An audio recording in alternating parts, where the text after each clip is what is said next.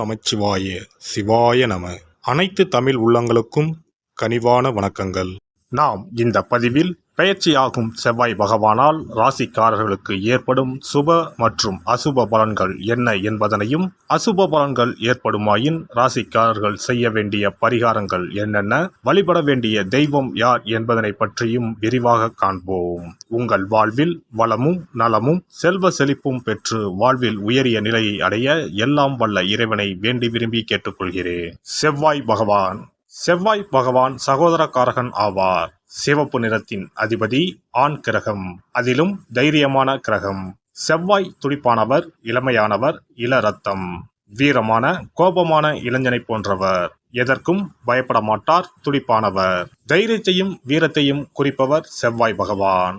இவர் கிரகங்களின் தளபதியாக கருதப்படுகிறார். செவ்வாய் பகவான் மேசம் மற்றும் விருச்சிக ராசிகளின் அதிபதியாக உள்ளார். ஒருவருடைய ஜாதகத்தில் செவ்வாய் சுபஸ்தானத்தில் இருந்தால் அந்த நபர் வீரம், தைரியம், ஆற்றல் மற்றும் சக்தி வாய்ந்தவராக இருக்கிறார்.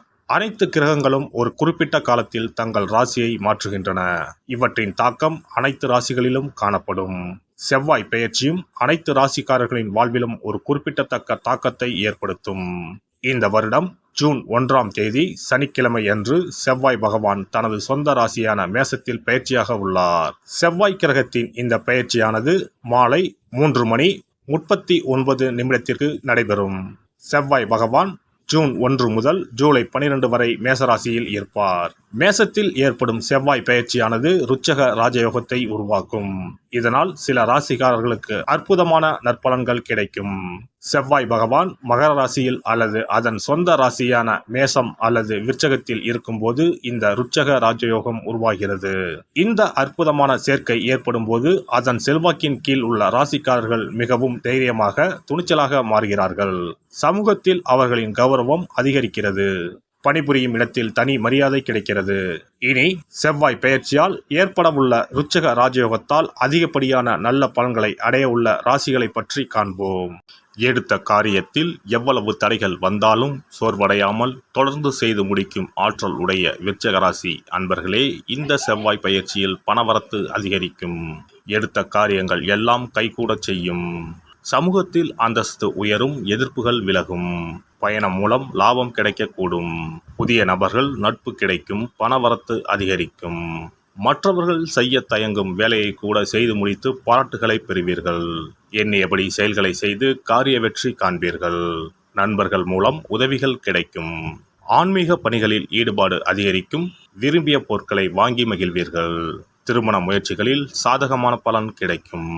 தொழில் வியாபாரத்தில் இருந்த இடையூறுகள் நீங்கும். வியாபார வளர்ச்சி பற்றிய சிந்தனைகள் எழும். எதிர்பார்த்த நிதியுதவி கிடைக்கும். உத்தியோகத்தில் இருப்பவர்கள் முன்னேற்றமான பலன் காண்பார்கள். புதிய வேலை பற்றிய சிந்தனை அதிகரிக்கும். சம்பள உயர்வு, பதவி உயர்வு கிடைக்கலாம். குடும்பத்தில் மகிழ்ச்சியான சூழ்நிலை காணப்படும். கணவன் மனைவிக்கு இடையில் இருந்த ஊடல்கள் நீங்கி நெருக்கம் அதிகரிக்கும். பிள்ளைகள் பெருமை சேர்ப்பார்கள். விருந்து கேளிக்கை நிகழ்ச்சிகளில் குடும்பத்துடன் கலந்து கொள்வீர்கள். பெண்கள் எடுத்த காரியத்தை சிறப்பாக செய்து முடித்து பாராட்டுகளை பெறுவீர்கள். பணவரத்து திருப்தி தரும். கலைத்துறையினருக்கு பணவரத்து அதிகப்படும். பேச்சின் இனிமை, சாதுரியம் இவற்றால் எடுத்த காரியம் கைகூடும். புண்ணிய காரியங்களில் நாட்டம் அதிகரிக்கும். அரசியல் துறையினருக்கு பூர்வீக சொத்துக்கள் மூலம் வரவேண்டிய லாபம் தாமதப்படும். எதிர்பார்த்த காரியங்கள் நல்லபடியாக முடிய கடினமாக பணியாற்ற வேண்டியிருக்கும். புதிய ஒப்பந்தங்கள் கிடைப்பதில் தாமதம் உண்டாகும். வீண் அலைச்சல் உண்டாகலாம். மேல்மட்டத்தில் இருப்பவர்கள் உங்களை ஆலோசனை செய்யாமல் தானாக எதையும் செய்வது உங்களுக்கு மன வருத்தத்தை தரலாம். மாணவர்களுக்கு கல்வியில் முன்னேற்றம் ஏற்படும். எதிர்கால கல்வி பற்றிய சிந்தனை மேலோங்கும். நட்சத்திர பலன்கள் விசாகம் 4ஆம் பாதம்.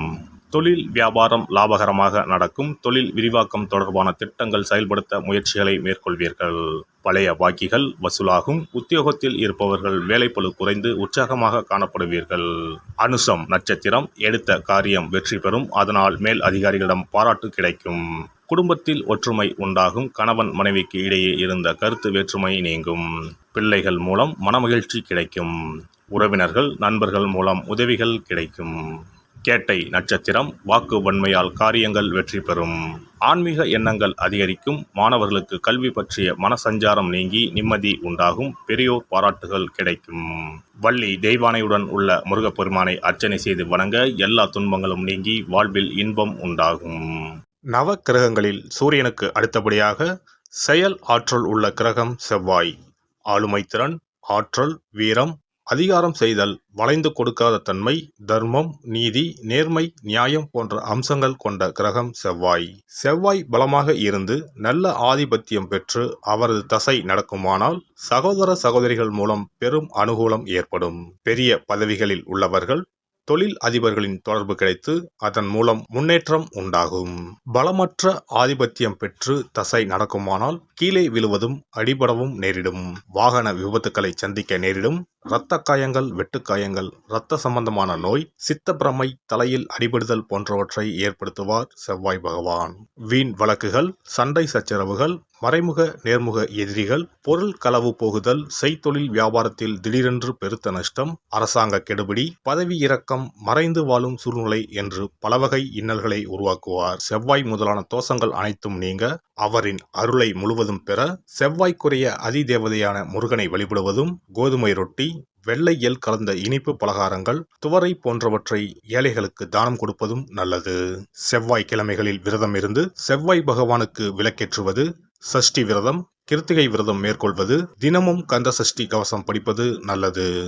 மேலும் செவ்வாய்க்குரிய கல்லான பவளக்கல்லை மோதிரத்தில் பதித்து அணிவது, சிவப்பு நிற ஆடையை அணிந்து கொள்வது, செப்பு பாத்திரங்களை உபயோகிப்பது போன்றவற்றால் செவ்வாயால் உண்டாகக்கூடிய தோஷங்கள் குறையும். செவ்வாய் பகவானுக்கு செய்யும் பரிகாரங்கள் அனைத்தும் முருகனுக்கு உகந்தது என்பதால் முருகனின் திருவருளும் கிட்டும். திருமண வாழ்க்கையில் செவ்வாய் பகவானுக்கு முக்கிய பங்கு உண்டு. திருமணத்துக்கு வரன் பார்க்கும் போது பிள்ளைக்கோ அல்லது பெண்ணுக்கோ செவ்வாய் தோஷம் இருக்கிறதா என்றுதான் முதலில் கேட்பார்கள். அந்த அளவுக்கு செவ்வாய் தோஷம் மிகவும் முக்கியமானதாக பார்க்கப்படுகிறது. ஒருவரின் ஜனன ஜாதகத்தில் லக்னம், சந்திரன், சுக்கிரன் ஆகியோருக்கும் செவ்வாய் இருக்கும் இடத்திற்கும் உள்ள தொடர்பை கொண்டுதான் செவ்வாய் தோஷம் ஒருவரின் ஜாதகத்தில் எந்த அளவுக்கு வலிமையாக இருக்கிறது என்பதை கணிக்க முடியும். செவ்வாய் தோஷம் இருக்கிறது என்றால் நம்பிக்கையோடு மிக எளிய பரிகாரங்களை செய்வதன் மூலம் தோஷ நிவர்த்தி பெறலாம். செவ்வாய் தோஷம் என்பது திருமண தடையை ஏற்படுத்துவது மட்டுமல்லாமல் மேலும் பல இடையூறுகளையும் ஏற்படுத்தும். எனவே செவ்வாய் பகவானை செவ்வாய் தோறும் செவ்வாய் ஹோரையில் வழிபடுவதும், செவ்வாய்க்குரிய கடவுளான முருகப்பெருமானை 9 நெய் தீபம் ஏற்றி வழிபடுவதும் செவ்வாய் தோஷத்தினால் ஏற்படக்கூடிய அசுப பலன்களின் தாக்கத்தை பெரிதும் குறைக்கும் என்பது ஐதீகம். செவ்வாய் தோஷம் ஒருவருக்கு இருந்து ஒருவருக்கு இல்லை என்றால் திருமணம் செய்யக்கூடாது என்பது சாஸ்திரம். இருவருக்கும் இந்த தோஷம் இருந்தால் திருமணம் செய்து வைக்கலாம் என்று சிலர் சொல்வார்கள். ஆனால் பொதுவாக தோஷம் ஒருவருக்கு இருந்தாலும் சரி அல்லது இருவருக்குமே இருந்தாலும் சரி, தக்க ஜோதிடர்களை ஆலோசித்து முறைப்படி பரிகாரங்கள் செய்வதுதான் சரி. செவ்வாய் தோஷத்தால் திருமண தடை உள்ளவர்கள் வைத்தீஸ்வரன் கோவிலுக்கு வந்து அரச மரத்தடி விநாயகர் ஆதி வைத்தியநாதரை வழிபட்டு ஆலமரத்தை சுற்றி வர வேண்டும். வைத்தியநாத சுவாமி, தையல் நாயகி அம்மன், செவ்வாய்க்கு அதிதேவதையான முருகப்பெருமானை வழிபட வேண்டும்.